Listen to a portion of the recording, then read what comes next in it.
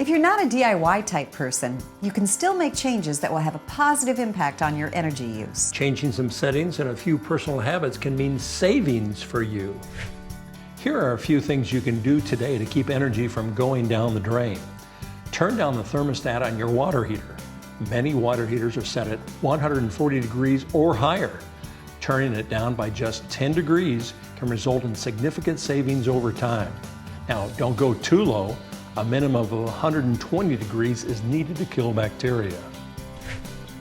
You can also reduce hot water usage overall. Try using cold water for your laundry. Your clothes get just as clean and you're not using loads of energy to heat the water. As an added benefit, your clothes may actually fade less and last longer. Shorten your shower time. Reducing showers by even 1 or 2 minutes can provide surprising savings. You may get in one less chorus of your favorite song, but it will be worth it in the end. Don't let the hot water run while you shave or wash your face. Turn it off and on as you need it. Picture dimes and nickels pouring down the drain, and you'll be motivated to stop the flow. And when you're doing dishes, run the water only when you need to rinse. A constant stream of water in the kitchen is turning those nickels and dimes into quarters and dollars. Air conditioners and furnaces use a lot of power, but just a small adjustment in your thermostat settings can make a big difference. In the summer, every degree warmer you can tolerate in your house will save you energy and money.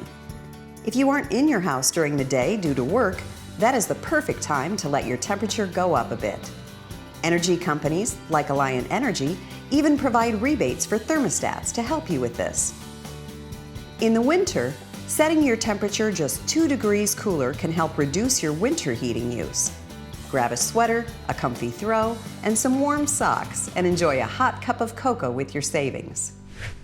Cooler sleeping temperatures have been proven to be healthy for adults, so overnight is a good time to save.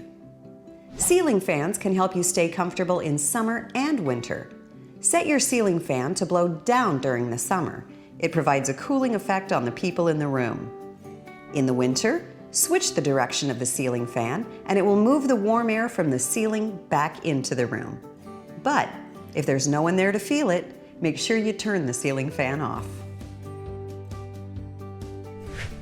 Kitchen appliances are significant energy users. No, we're not suggesting you abandon your kitchens, but think about these two things.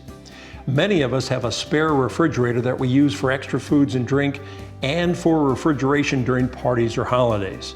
Usually these fridges are older, less efficient, and not as well insulated. Consider unplugging these units during the stretches they aren't in demand. Use your microwave for cooking smaller dishes and reheating food rather than firing up your conventional oven makes a big difference. Microwaves use up to 50% less energy and they cook faster. That's a win-win when it's snack time. I think parents were some of the first energy conservation heroes. I know you've heard them say things like, turn off the light if you're leaving the room. But now there's another step you can take, even when you're in the room. Replacing your 5 most frequently used light bulbs with LEDs could save you as much as $75 a year. The bulbs are a little more expensive to start with, but they quickly pay for themselves with the energy savings. Here's another way to save energy. If you're not using a charger, unplug it. While the amount of electricity each charger draws when not in use is quite small, multiply that by the number of inactive chargers and the number of hours they remain plugged in. Even that tiny amount can add up over time. We just shared a lot of easy ways to change what you do every day. We did, Pete, and those small things can add up to big savings. We'll talk about that too, next on PowerHouse.